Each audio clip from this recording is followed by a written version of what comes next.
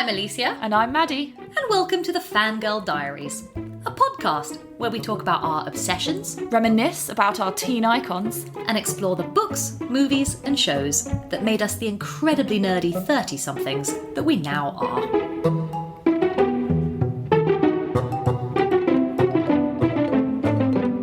We are ready, we are sitting comfortably. Maddie and I have even checked that neither of our chairs will make squeaky sounds during this podcast because there is only a specific set of sounds that we should start with. That if you know, you know, today's topic of the podcast can be encapsulated in this series of notes. Maddie, take it away. That was quite good, actually. I think it turned out all right. We established about 5 minutes before that I can't do it. Can't whistle. I was like, we should really do... and then realised you would have to perform it. It was not possible. But we really are. We've changed our podcast location. Yeah. We are expecting a slightly longer episode. We're taking this one very seriously. We're taking it seriously. Yeah. Not that we don't take it seriously, but we're taking our time, and we realised that we have decided together that the scope of today is a bit more expansive than usual.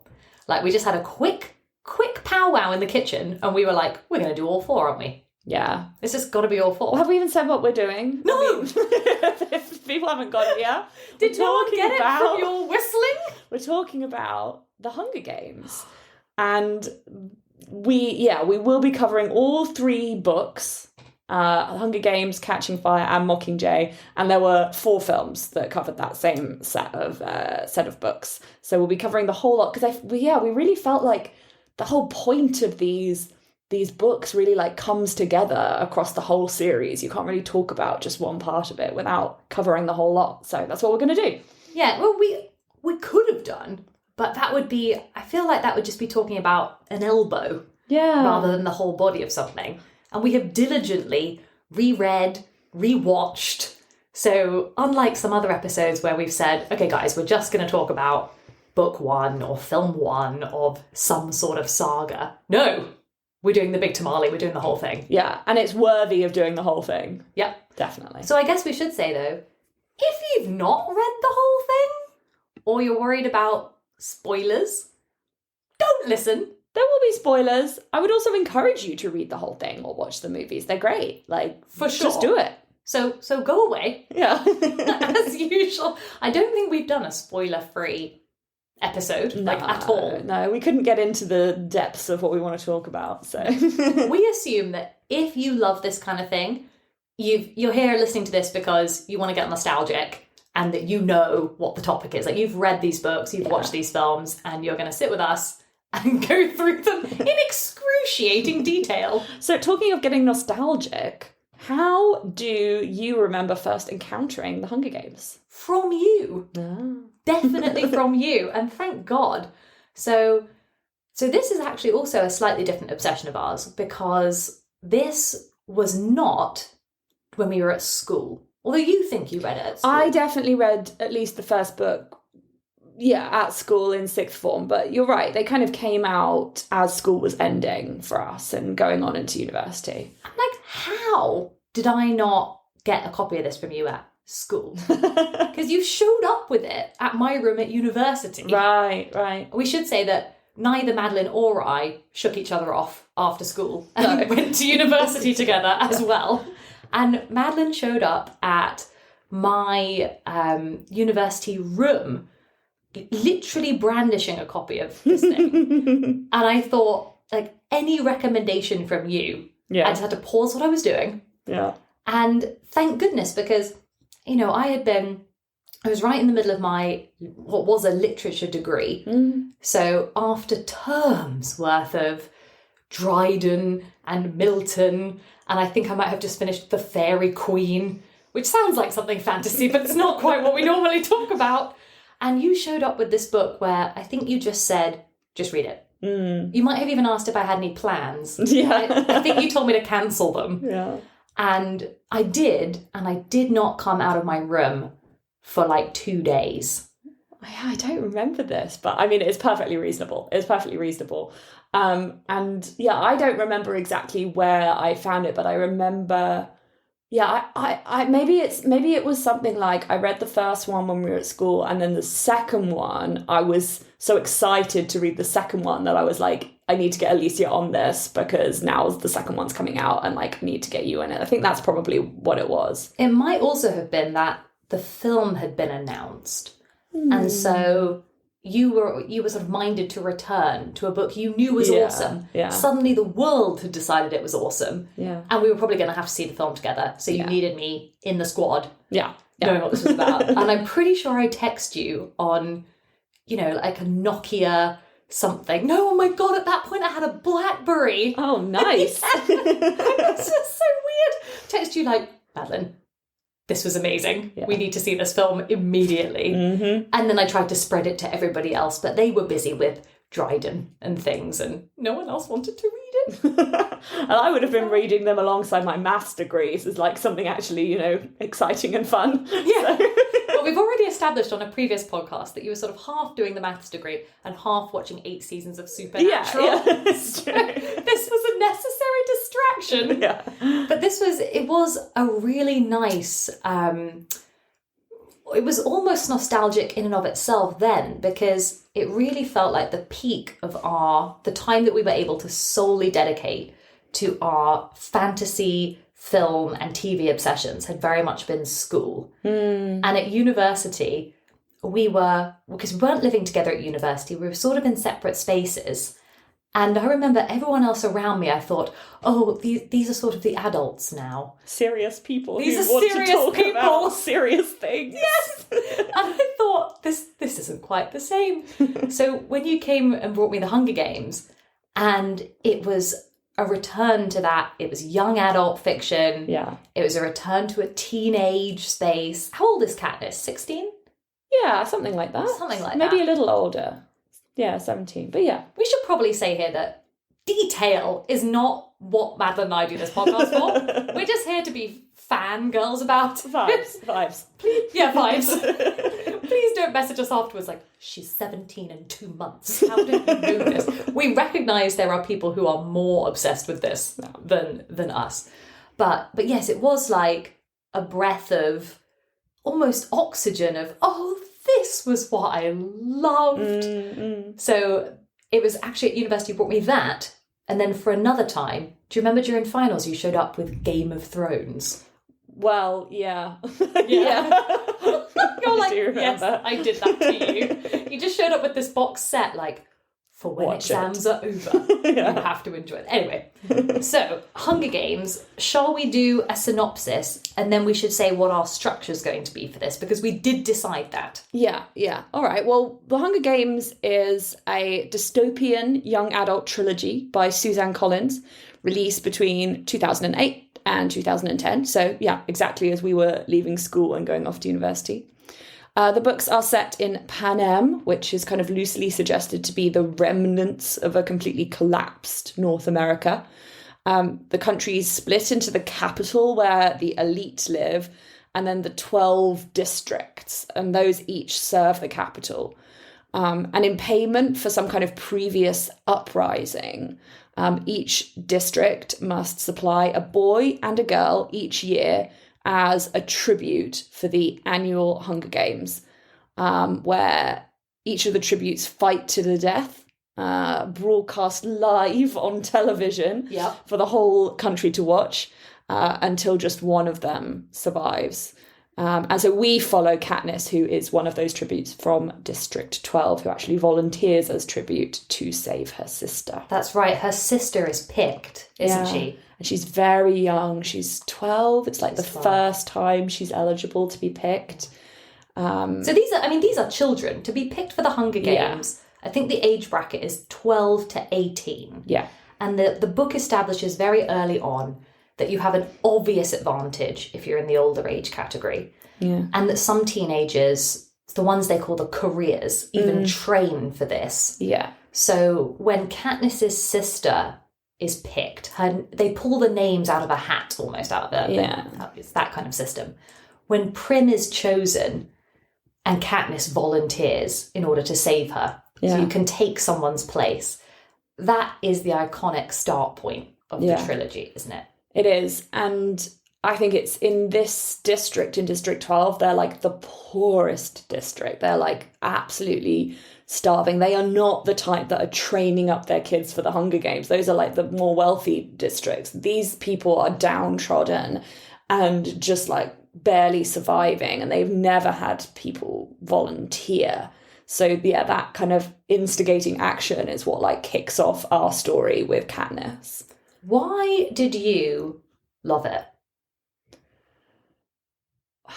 It's a good question. I mean, I think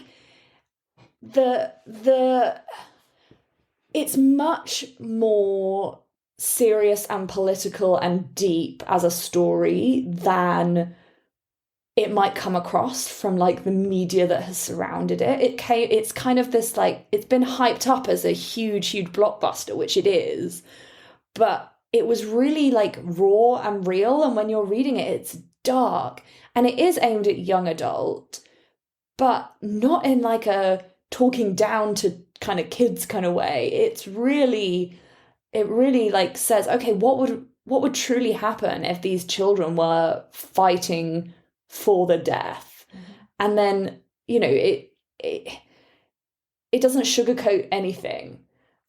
It is so grim. Yeah. It's so dark. So we've just done this big rewatch, and we were rewatching separately, and I genuinely feel like I'm in recovery from my rewatch. So I finished Mockingjay Part 2 very recently, and if you read those books and you watch those films back to back, there is not the balance of darkness and light, of comedy and tragedy that there is in some of these other fantasy epics that we like.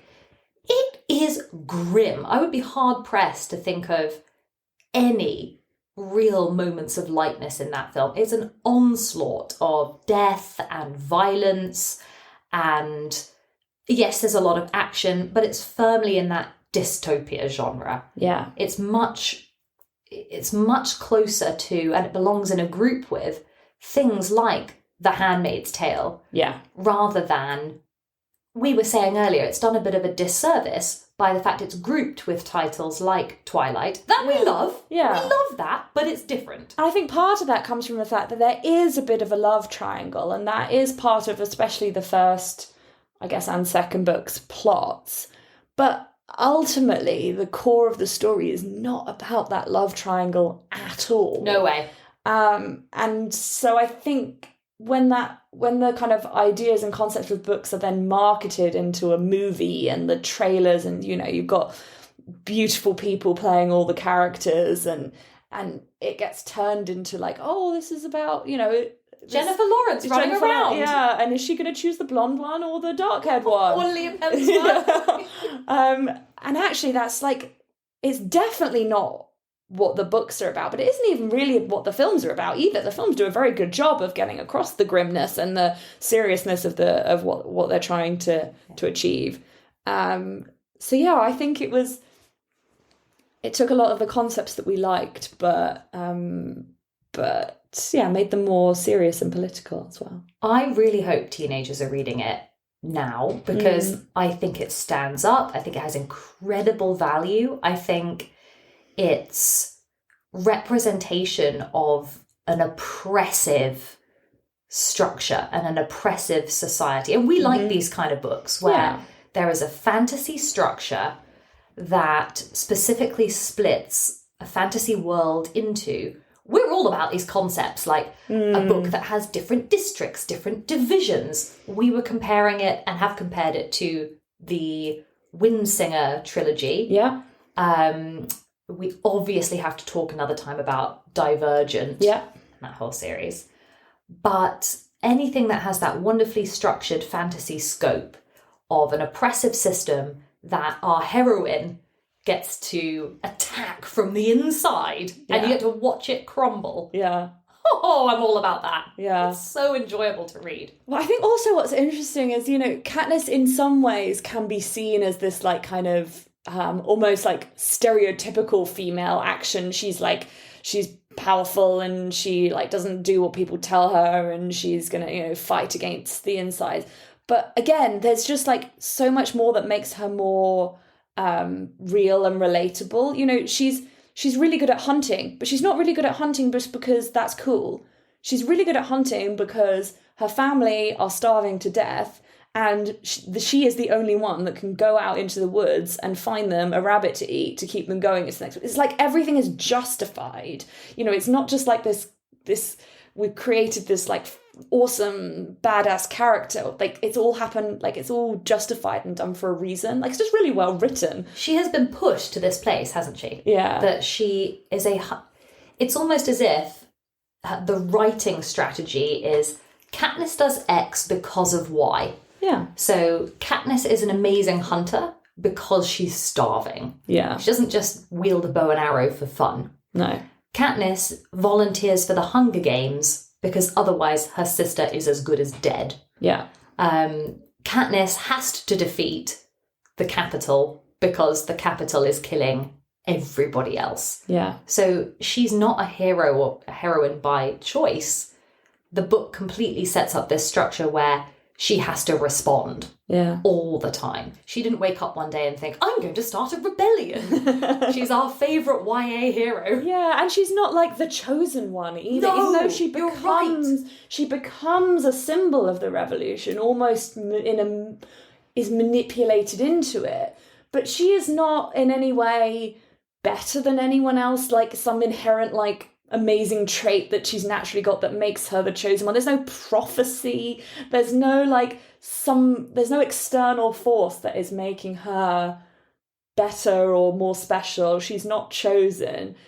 We're just seeing the story from her point of view, and she takes the like logical and most necessary steps at any point and ends up in this situation. I knew we were going to talk about Katniss in depth, and we've just gone straight in there. Yeah. We must continue because this is not really a story shaped around anyone else. There are other characters that are part of it, and we'll get to the boys in the thermometer category. But unlike some of our other obsessions, where love is at the centre of it and there is some sort of romance plot, no, we're brought into this because of Katniss. Yeah. Her character is at the centre of it.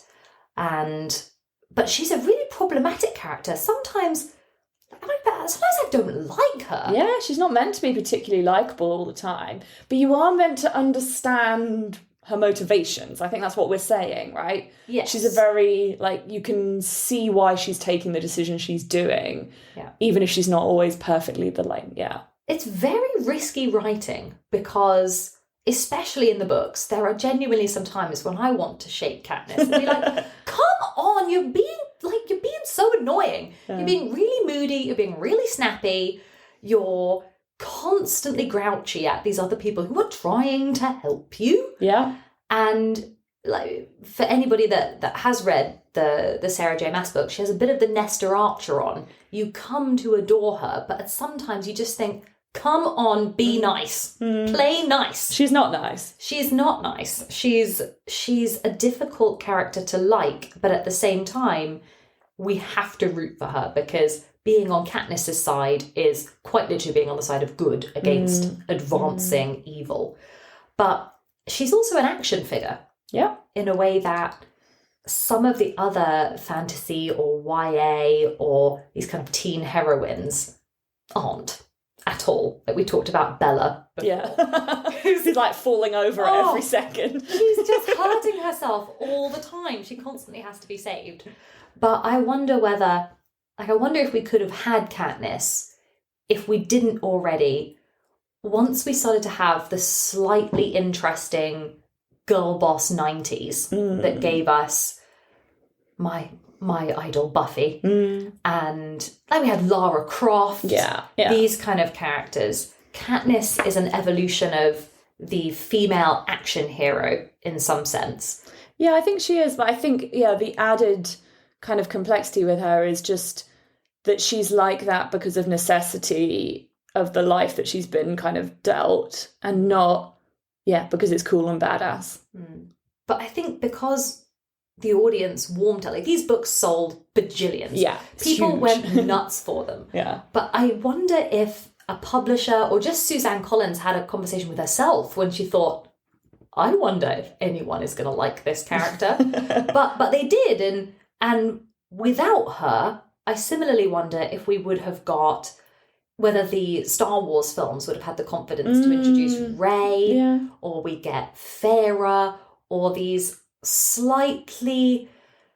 There's not really funny at all. There's not a lot of warmth to these figures, but they've got the confidence to introduce them because Katniss absolutely worked. Yeah. So that's Katniss. Yeah. What do you think about... I was thinking about some of the other things that I think are in the strengths of the writing, and I was thinking about like some of the concepts in especially the first two books are quite like familiar tropes, but like used really well. So for example, the idea of like the tributes is like, I mean, it's almost like a medieval fantasy idea of like you send a tribute to the dragon every year or whatever to like appease the gods or whatever. That's like, it's quite a recognizable trope, but taking it and saying, what does that look like in a modern / futuristic environment? Similarly, like the idea of the games, where we're taking something and everybody's kind of like watching. It's like reality TV style, almost reminds me of like Truman Show style, but even... Well, the X Factor. Yeah, exactly. And it's those kind of... And taking those concepts that we have like almost existing in our minds already and putting them in this scenario, I think works, really, really well. I love this idea on, like you said about the books using very, very ancient concepts and things that feel very futuristic. I hadn't thought about that. You're completely right. That you have, the tributes are like this idea of human sacrifice. Yeah. Super, super ancient concept and really terrifying at its core. Yeah. That these children and teenagers are completely powerless. They are harvested. They call it the reaping, which I think is so terrifying. And the games, you're effectively reminding humanity that it loves, at its core, blood sports. Yeah, which gladiators. Is really gladiators. Yeah. Gladiators, bear baiting, fighting, and we still have it a little bit of boxing and wrestling, but watching people hurt each other. Yeah.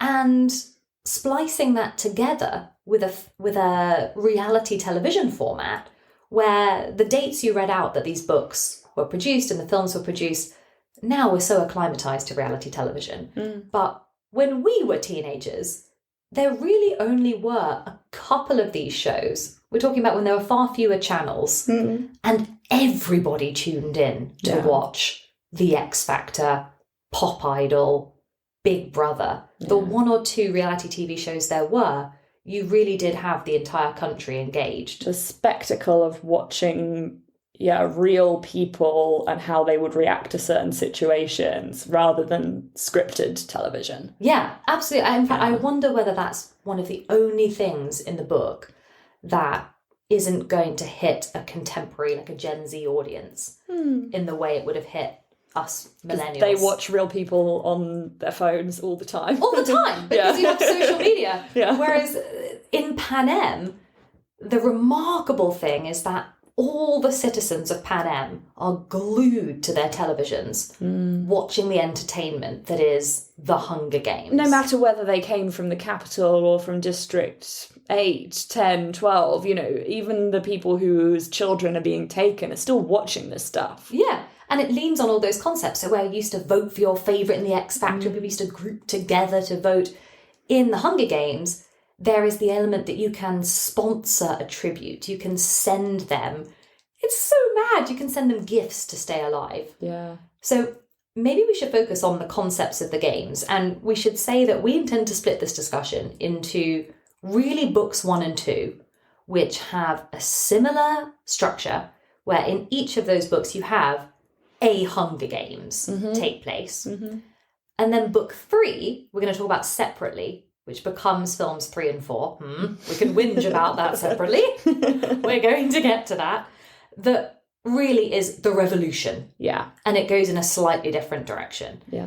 But if we just focus on the games, we should either remind people who do know but haven't read these in a while, or don't know but are just here for the vibes, that the Hunger Games puts all 12 of these, no, 24. 24. All 24. Each, yeah. Totally right. Oh gosh, there's maths involved in this. Into a televised arena. And not only do they all have to kill each other, because the last one standing wins. Yeah. But the futuristic concept is that the game makers, these sort of puppet masters, can introduce perilous elements into the arena to speed up the action. Yeah, because otherwise they could all just kind of agree not to kill each other and you'd get a very boring TV show. Yeah, they'd all slowly starve. Yeah. But instead we get concepts like acid rain, flame-throwing boulders. Terrifying, like, dog creatures that come and rip you apart and all sorts. Yeah. So the arena itself is alive, and you really feel like not only do these tributes have to kill each other, but the power of the capital, the game makers, the puppet masters are really trying to give the audience a good show. And it's horrifying. And it is also about reminding the competitors, as well as all the people watching at home in the districts, that the power is with the capital and that ultimately they have control of the games, and that is the point. They're exercising their control throughout this whole process. And I love that that format in and of itself is enough to be interesting. Yeah. And yet the brilliance of it is that Suzanne Collins introduces these extra layers of storytelling, where I think so often, I was rereading it and I just kept going, nice! Nice, that's so nice. So if you just put Katniss in the arena, and the only aim of the book was she has to survive, everyone else has to die. Yeah. All right, good concept. But instead, the book hinges on this premise that Katniss has a semi-alliance with Peter Malark, the boy tribute from District 12.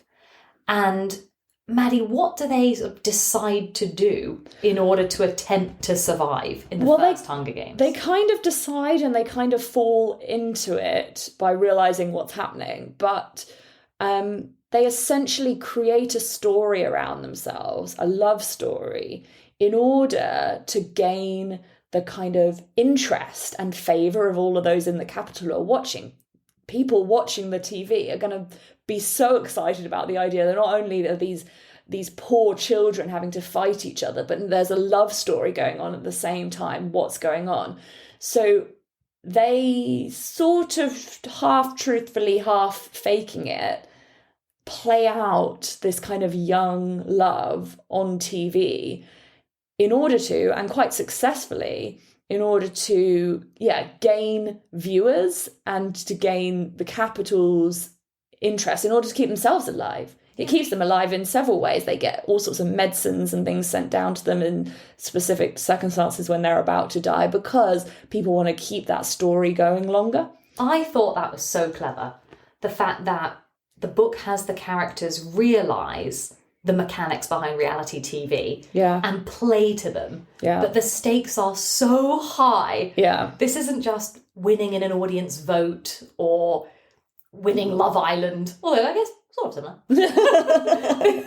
This is, how can we not get killed? Yeah. And they realise the best way to do that is to pretend to be in love. Yeah. The ramifications of which we will come back to in the thermometer section. Yeah. Well, but it's also, which is why the obsessing around the love story is slightly misguided. Yeah. Because that is what the capital do. The capital obsess around the love story and the kind of spectacle of it.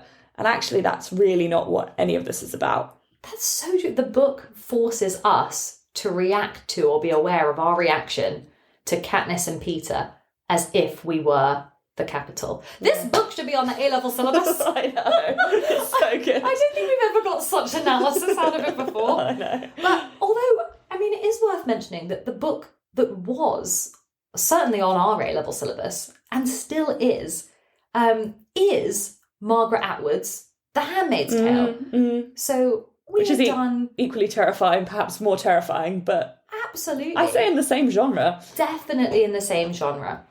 But all of the political undertones they're very overt in this book, also, for me, think it should be rightly recategorized with those kind of books. And I'd even add in things like the Noughts and Crosses series. Yes. That had a really, really important political message. Yeah, and should be taken seriously as novels. Just because they're for teenagers doesn't really mean that, they shouldn't be taken seriously for what they are. Absolutely. Yeah. And then we have the Hunger Games format replicated again in book 2, which you think would be lazy. But it isn't. It's brilliant. It's brilliant. Yeah. I was so disappointed in the third one where I just wanted that structure again. I wanted more Hunger Games. The second book has the games staged again, but with a twist that all the victors from the previous Hunger Games, who had been promised now a lifetime of safety and security, have to fight each other. Yeah. So we get a new arena, new perils, the whole thing again. And I think it allows us to get some, even more interesting characters. I mean, there's some great characters in the first one, but I think in the second one we get the psychology of somebody who's gone through that, who's survived this traumatic experience, is the only person that survived out of 24, gets to live their life, still under the kind of watchful eye of the Capitol, but at least vaguely peacefully, and then gets dragged back into it again. How can they cope? And mostly they can't. It's super interesting. So that's the action premise of the first 2 books. But even that, if that was it, I don't think this would have had the effect that it did on us and on everybody else. Where, for you, where's the emotion in these books and these films? Why do we care because we're terrified for the characters? Yeah. But does it have any other layers than that? Is there anything else where you think, oh my gosh, that really got me. That really made me care? I think it's in the relationships between the characters, and that in these dire situations, people still create connection. And so we obviously start with Katniss, volunteering for her sister. There's a deep love for her family there. And then we see that kind of echoed in her friendship with Rue in the first book, who she kind of is reminded of her sister. They're the same age, they're small, and they need protecting. But actually, Rue's quite, she's quite crafty in her own way and sneaky. And so she kind of goes through the process of losing, essentially an equivalent of her own sister in Rue. And so, you see, even though these characters are pitted against each other, they still create those connections and alliances and love and loss, basically. I cried alone in my room when Rue died. Yeah. The death of Rue is one of the key fantasy book deaths that I think a lot of people remember. And there needed to be some, because actually, even though these books are terrifying, would it be fair to say I didn't ever think Katniss was going to die? No. This isn't Game of Thrones, where nobody, genuinely nobody is safe. Yeah. I thought I'm pretty much betting for Katniss and Peter to make it through some of these books. So the jeopardy is then on the subsidiary characters, where you think, oh gosh, who's going to die and in what way? And the loss of Rue. Maybe this is because the films felt a bit lethargic, but I was not as moved by the actual death of Prim. That's the death of Rue. Yeah, that's maybe partly down to the ending of the films not being done so well. But yes. Yeah. I remember thinking, oh, whoops, Prim's dead. Yeah. Whereas the whole point was to save her in the first one. Anyway. And then everything shifts. Because book 2 ends with Katniss being transported to District 13, where, surprise, there's a whole revolution. Didn't you just know? I just knew it when, in the first book, they keep saying things like, oh, all the people who were annihilated in District 13, yeah. District 13 that's been completely flattened. Yeah. And they said it so much that I thought, I bet there's something brewing. Something going on there, yeah. So at the end of they're all underground, right? Is basically what's going on. They've created a revolution, quite a well-organised revolution, it has to be said. The revolution, genuinely, especially in the films, looked like it had better military supplies. Yeah, where is their money coming from? I don't know. They had everything down The there. books probably explain it better, and I don't remember the details. I'm sure it does, but it really wasn't a surprise when at the end of book 2, I think the kind of doors open and they say, like, welcome to District 13. I thought, I knew it. Yeah. I knew it. If I knew it, why didn't the Capitol know it? Why were they not keeping a closer eye on District 13? But that third book, which then becomes, problematically, 2 films, breaks away from the Hunger Games format and follows the revolution of all the districts rising up against the Capitol, led by Katniss, but introduces some new, and I think even more interesting and challenging, political concepts. Yeah. You love these. What were these for you? Well, I think the point is the revolution is not led by Katniss. The revolution is led by self-styled President Coin, who has essentially taken on the role of leading the revolution by being the strongest voice. And, you know, she has a very a kind of a militant strength, and is raging this kind of like war, that she's built a group of soldiers to go and fight this revolution. And she essentially wants to recruit Katniss as a kind of symbol to kind of rally more and more people from the other districts. And so the kind of interesting concept here is that we're introduced to the rebels, but we're not immediately on the rebels' side necessarily. We were on their side, but we realised that they are not the perfect, you know, revolutionary group that's got everything right, whereas the Capitol has everything wrong. They are, in and of themselves, manipulative. They've got an end that they want to get to, and they're going to do whatever they want to do to get to that end. And that includes being brutal and, killing and destroying. And, you know, they believe totally in their cause, which is that the Capitol is evil and needs to be overthrown, and that we're only going to be free if we do that. But with more violence. But they will do it with more violence, absolutely. I don't think there is a more timely time for people to reread these books. Yeah. But it's such clever writing from Suzanne Collins, because unquestionably the Capitol, the Hunger Games, that initial structure that's set up in books 1 and 2 is evil. Of course. And nobody disagrees that it should be dismantled. But the only strategy that the rebellion has is to fight violence and death with more violence and death. Yeah. And you, the reader, are invited to see that for the problem that it is. Yeah. And books 1 and 2 talked about this notion of televised violence and of propaganda and of creating symbols out of children, and, you know, the interviews with Caesar and all of this stuff, the power of television.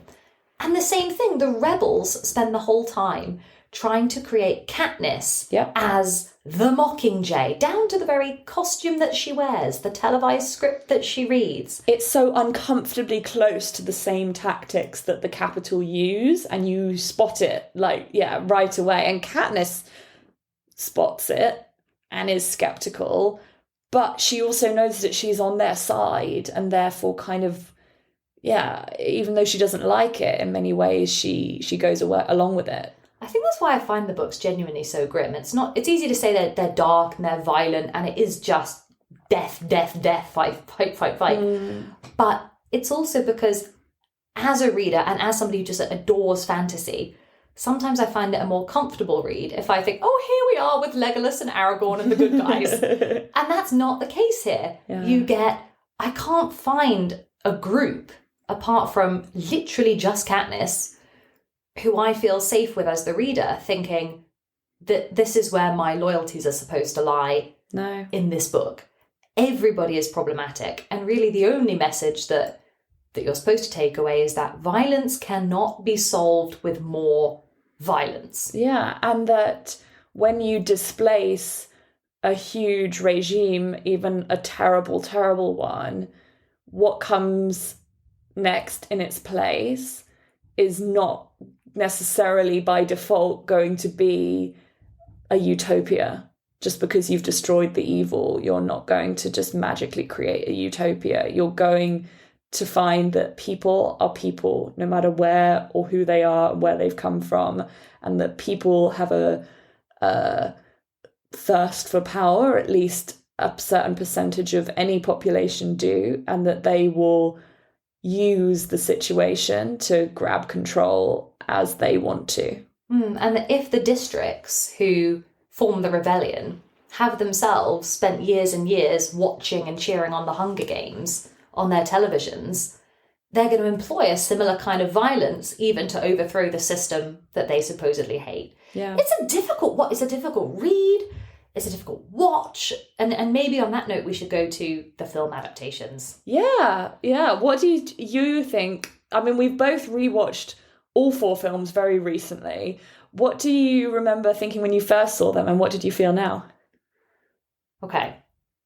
Loved them. Yeah. But also, I love that we do this podcast because, you know, we have a sense of a schedule of like what we want to talk about, and we've had endless conversations about, oh, remember that thing? We loved it so much. But when we go back and rewatch or reread these things, I always hold my breath at the start, like, is this as good now as I remember it to be? Yeah. But almost every time we go and reread or rewatch something, I think, this is brilliant. Yeah. This is great. It is. So returning to these again, I thought, love it. But the film adaptations, I love the first 2. I think they're very faithful, super, super exciting. They're not trying to do anything particularly artistic or edgy. No. These are faithful adaptations that are action-packed films to replicate an action-packed book. But they get the point of the book, which do. Sometimes film adaptations don't. They might replicate the plot but not get the message. And I think they do get the message. I agree. Yeah. I think especially films 1 and 2. Yes. And in some cases, there are some things that they do that I think, ooh, that's a neat little improvement. However, oh boy, I've just got to sit up straighter on my squeaky chair to deliver my damning verdict on the fact that they split book 3 into 2 parts. And I hate this, and I hate that it's part of this terrible, terrible movement in Hollywood that seemed to be commercial producers realised that, you know, big fantasy sagas ultimately had an end, but you can eke them out a bit longer if you split the 3rd or final book in 2. They got to the end of the first 2 films, extremely successful, made X number of millions at the box office, and they thought, oh, well, we can either make X millions again, or we can make 2 times X millions by making this into 2 movies. And ultimately, that didn't even happen. Okay, I have a question on that, like, total subtopic. Do you feel there was any time that has happened that has been justified? I can't think of one. All you can think of is bad ones, right? Like Breaking Dawn, parts 1 and 2. Totally unnecessary. Deathly Hallows. Deathly Hallows, oh my gosh, did not need it. No. Dare we even do we even mention The Hobbit? I won't speak its name. I refuse. It's just, I don't know why people kept doing this. But it was such a shame because the 3rd book is not considerably longer than the other 2. No. And it meant it lost its taut structure. And what was the one stylistic choice that the first 2 films made was that they were really pacey. Yes. Like the way that they were filmed was like, it was like shaky cam some of the time, and it moved from like one place to the next, and it was a classic, like, amazing example of like show not tell. It was just like showing you things quickly and expecting the audience to keep up, and you did keep up because it was well made. And people aren't stupid. They don't need things like spelt out for them in really long dialogue every single time. They just need one image, one like clip from a TV show to get the idea. And it really worked. And and then you just get to 3 and they're like, oh, there's no plot. So we'll just have to drag out conversations for 10 minutes that could have been 1 sentence. And it's such a shame because there is a plot, and in the 3rd book, I don't remember the 3rd book being boring. No, not at all. It was a real race to the finish line. It was the invasion of the capital. It was you understanding as a reader what the rebellion was about, what's going on in District 13. But in these 2 terrible films that it was sectioned into, I mean, I was almost multi-screening. I was kind of bored, whereas in films 1 and 2, I was dropping takeaway in my lap. I was like not looking away from the screen. I couldn't breathe. I missed calls. And I honestly couldn't remember before I started rewatching whether I had even seen the 4th one. As I was watching it, I realised, no, I hadn't even bothered to go see the 4th one because I'd been so disappointed with the 3rd one, thought it was so boring, that it wasn't like I actively chose not to go see the 4th one, like on some kind of protest. I just wasn't interested enough to go see it, so I didn't. It had lost momentum by that stage, it really had. And I hate when they cast, I mean, this is so the way across a lot of these series, they cast interesting, energised acting talent, often at the start. And you can almost see the actors get bored by the 4th film. Like Jennifer Lawrence is basically either about to be an Oscar winner or that or is one. And I feel she's almost embarrassed to still be Katniss again. Yeah. I think, oh no, not Which is this such again. a shame because she is genuinely brilliant. Like, she's a great, great actress. And I do feel that she did a really great job as Katniss in the first film. Yeah, okay, let's talk about the casting. Yeah. So, do we think Jennifer Lawrence, it could have been no one else, basically? I guess so. I mean, brilliant. I imagine that you know, I think she probably isn't necessarily what you might expect from like looks from what's described in the books, but that's kind of normal when you're adapting a film. You know, you've got to take, I mean, she's just an incredible acting talent and she really kind of embodied that part, I think. And that part kind of propelled her to stardom. So she is, I mean, Jennifer Lawrence is such a talented actress. Yeah. That there are moments that I think she's wasted in the film, and then there are moments that I think the film really uses her. And I'm like, oh, there she is. I forgot she had that range, or that it's not just her rolling about with a bow and shooting things. There are some moments where her emotional intensity is really allowed to get some screen time. And the same with some of the other actors. I think some of the supporting actors are brilliant. So like Haymitch is incredible. Woody Harrelson, so good. So good. And Caesar Flickerman is Stanley Tucci. Stanley Tucci. Oh, just incredible. I think some of those supporting actors are, just stunning. Oh, and of course Effie. Mm-hmm. Effie, what's her name? What is her name? Yeah, I know her. Anyway, she is just so perfect and funny. And actually, I think her kind of arc over the whole series is really great. It's just this, like, she comes in as this, like, kind of capital darling who is kind of posted out to District 12. And then, you know, she's never an active part of the rebellion, but she kind of learns more and more about politics and understands the system that she's been a part of, and I just love that character. It's great. Effie is such an important person to mention because you're right, she does have character development. Yeah. She has a character arc. She starts off as a cardboard archetype. Yeah. And by the end, she is a really compelling, really sensitive character. Yeah. Unlike, I mean, oh my God, I almost can't believe Liam Hemsworth agreed to do this movie. Because Gail's character development is like zero. What a boring character. But that's maybe like the point. But again, it's like we were saying about Orlando Bloom agreeing to Pirates of the Caribbean.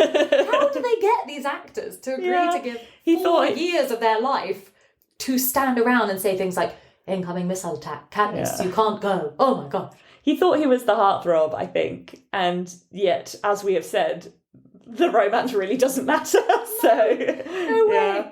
Something that is, I thought, an interesting decision of the film, but maybe part of the reason that, like, we didn't, like, venerate these films in the way that other adaptations, we love the movies, sometimes even more than the books, is that to me, the soundtrack is almost irrelevant, almost forgettable. True. I couldn't tell you, apart from the song, the one song that Katniss sings, and the da-da-da, I won't whistle it because I can't.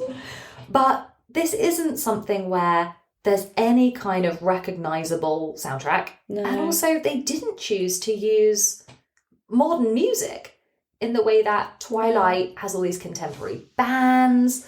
A lot of the other adaptations use the cool and up-and-coming. I wonder why they didn't do that. Yeah, I don't know, just a stylistic choice. Maybe they thought that the soundtrack was going to be great and it ended up not being catchy enough and not being like, not having any of those big moments or not being given the space to have those. I wonder if it just would have tonally clashed, because at least Twilight has one foot in the real world. It is America, and the idea is that there's just a fantasy element within our world. Yeah. Whereas I guess if you had Panem and all this futuristic stuff going on, and then suddenly you had the killers. Yeah, it would have been a bit strange. But you could have had a more like fantasy style soundtrack like Lord of the Rings does or whatever, and but not trying to look back historically, but looking more kind of futuristically. It just didn't happen to work out like that. Didn't hire the right composer, maybe. No. I forgot though, talk about attracting talent. I forgot just how star-studded this cast is. Mm-hmm. And there are amazing people in the original, like the first one and the second one.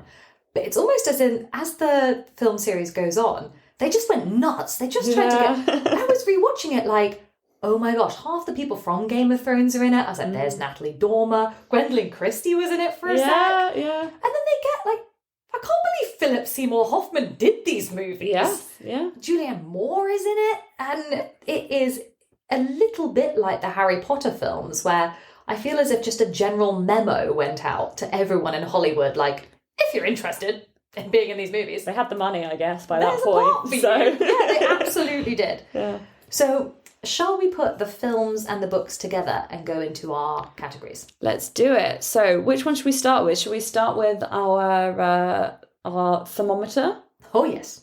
Oh no. Because, well, Madam, what do you give the Hunger Games? And let's just say the whole thing. Yeah. The whole Hunger Games trilogy/saga. What do you give it on the thermometer scale? I would give it maybe like a 40 degrees. I'm going to struggle to even give it a 20. Really? Yeah. So I would give it a little bit stronger than that, just because I did like the development of the genuine romance with Peter by the end. I think Peter as a character, I actually really love. Like, I really like Peter, because at the beginning, we get this idea that he's just got this kind of crush on Katniss, and it's kind of a young love crush. But as soon as he's told that that's not what she's interested in... He's devastated. He's devastated, but he's, like, accepting. He doesn't, like... He's never, like, chasing her. He's, like, this kind of... He's very...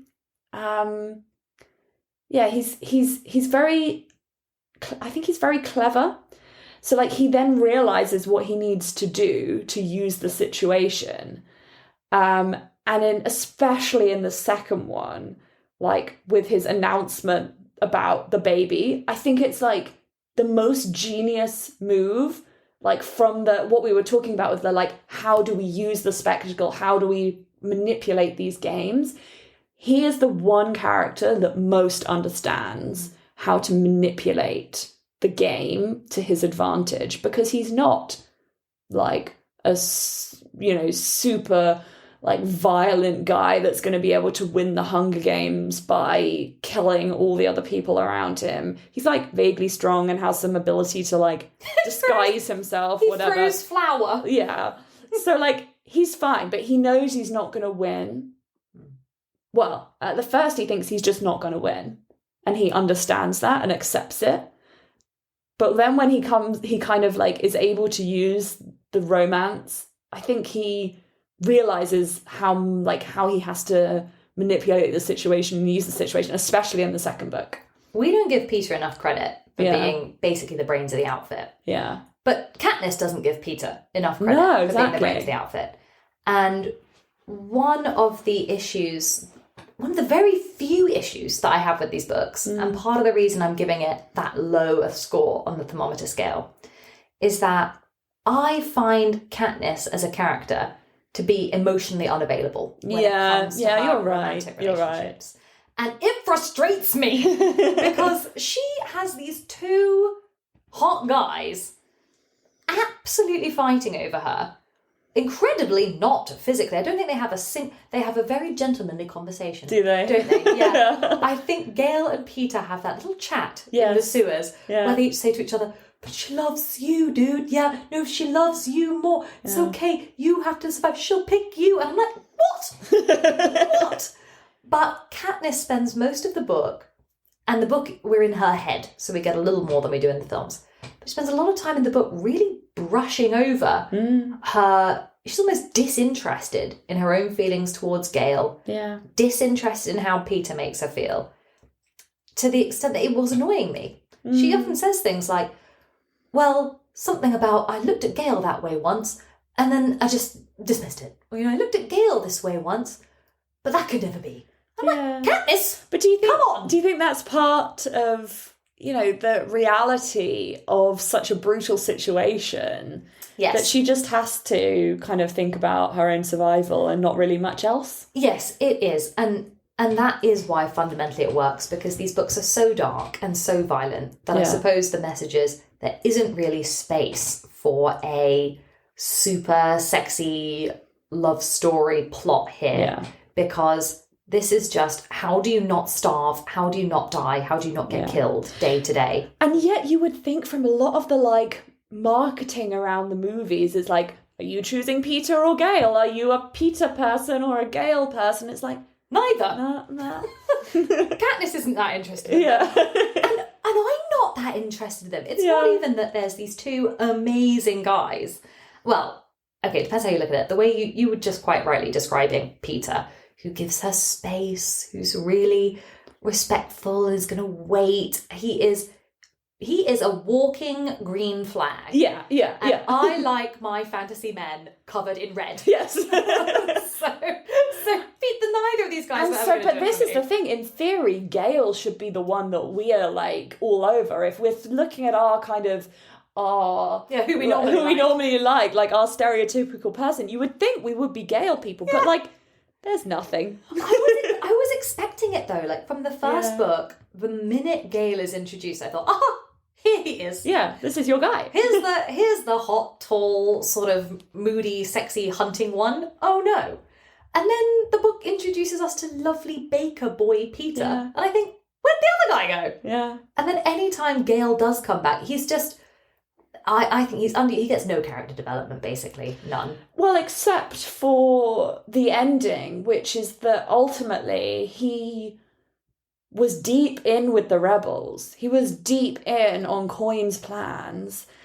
And ultimately that's why Katniss has to reject him, because he didn't learn any of the lessons of the Hunger Games and the Capitol and all of that stuff. He just wanted revenge, and he went along with it. And so she can't see him in that way anymore. Yeah.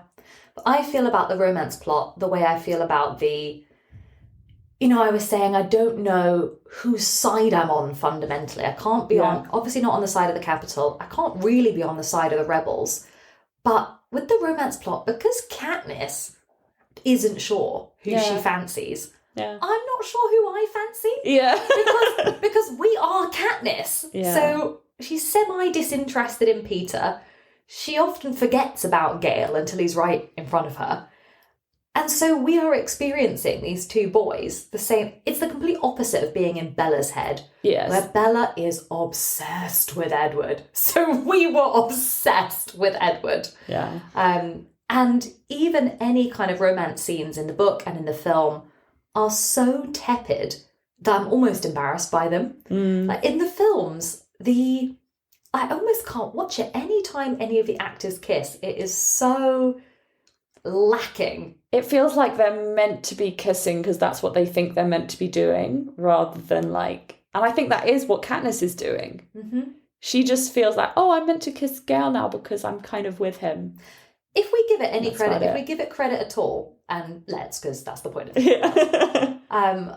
I suppose the kisses with Peter, particularly in the first and second book and film, feel so dissatisfying because they feel staged. Yeah. But they are staged. They are staged. So I guess that's the point. And then there is a moment where she kisses Gale for like the 5th time in one of the later films, in Mockingjay. And I think he calls it out. It's the best exchange they ever have, where he says, "I thought you'd do that." Yeah. And she says, "Really? I didn't know." Yeah. And he says, "Because I was in pain, and that's the only way I can get your attention." Yeah. And I almost paused on that bit and thought, whoa, okay, that was some real talk. Yeah. Oh my God. Yeah. Which I think is just so self-aware, particularly the books. They just really, they really know what they're doing. Yeah. So if we were gonna talk then about our obsession fuel tank, how full would our obsession fuel tank be on this one?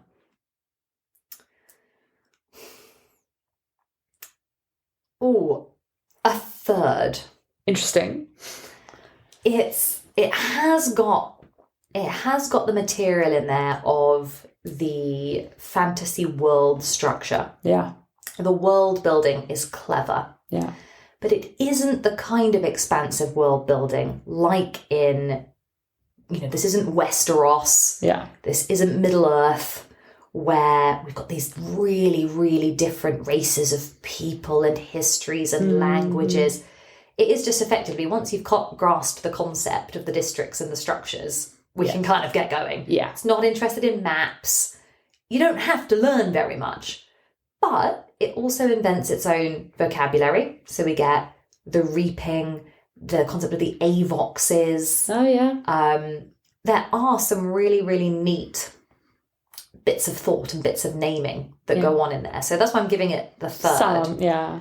And we were obsessive about it because it's really captivating. Yeah. But my tank is filling up to a third, and that's where it's staying. Yeah, I give it about the same, maybe a quarter or a third. I think you're right. Yeah, you can't.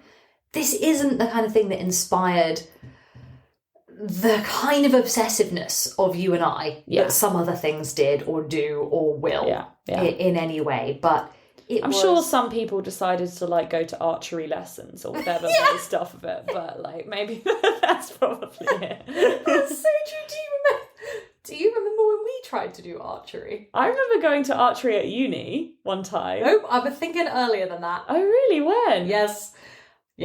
Madeline and I can't to this day remember why on earth you and I, when we were about 12, decided that we were going to go on that action camp. Oh, adventure camp. We went to PGL. Yeah, it was great. It was terrible. We had a great time. We spent all our time trying to avoid the outdoor activities and gossip with other people. Yeah, true. Inside. Yeah, it's true. In fact, the only bit that got you and I outside was when somebody told us that in the various fields and woodland that this camp was set in was the filming location for Star Wars. Yeah, the Devil's Punch Bowl. Yeah. And suddenly you and I were all we were like the Ewok forest. Let's go to that. We'll go on the hike. We're ready for hiking today. We had spent the whole rest of the week pretending to have hurt ankles or something. But when the Star Wars tree was there, we were like, we're on board. But yeah, so I suppose the Hunger Games maybe got some people a little bit more out and about. Yeah. A little bit more active. Maybe. But maybe that's it. Which probably leads us to our badass category. This is fully badass. This is full badass. 100% badass. The highest level of badass. And I'm glad of these categories because that is its thing. I mean, when you see where we're going, well, it's not really got a full tank on obsession fuel. Romance, nah. It might as well not be there. Yeah. But this was it. It was the games, it was the... But then I hate myself for that because... Like you said, how are we any better then than... But no, but that's the whole point. It's so brilliant. It's so good. It makes you confront the fact that you are the games are so cool, wow. And then you're like, oh, shit. I want to watch the Hunger Games. But you're not meant to want to watch the Hunger Games. It's just but so terrible. That's how human brains work. And that's why it's so good. It's completely genius. But yeah, it is full... I mean, can you remember, do you have a specific badass moment where you thought, ooh, that was nice? Oh, good question.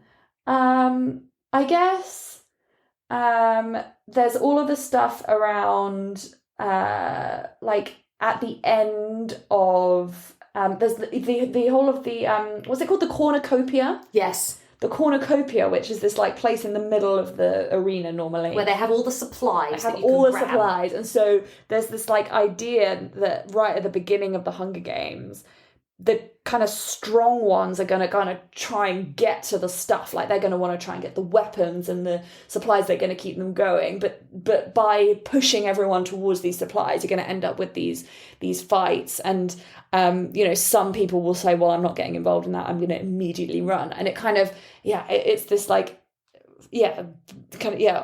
forcing everyone into this like immediate battle. I mean, like, I don't know, like 8 kids die. They call it the bloodbath. Yeah. That's it, that your strategy has to be, do you involve yourself in that? Yeah. And Haymitch talks to Peter and Katniss about this, and he says, guys, don't do it. Don't make a grab for the supplies. Yeah. Because they put in the cornucopia sleeping bags, water, all of this. He says, don't go for it. But that concept is mad. I love the set piece with Katniss and Rue's plan to blow up the supplies. Where she shoots the apples. Yeah. That's a brilliant, brilliant moment. Yeah. And there are those little moments of cool choreographed action in the Hunger Games. And I liked that. But then the minute we moved to the big rebel base, just for me, I thought, oh, we've entered a space I know I really love. Like, there are bits in that film and that book where people say, prepare to scrabble the fleet. Prepare long-range missiles for counterattack. And I thought, I'm here. These are my people. Yeah, this is Star Wars. This is everything. This is people standing around making up a battle plan. So that badass level felt very familiar. Nice. Really enjoyed.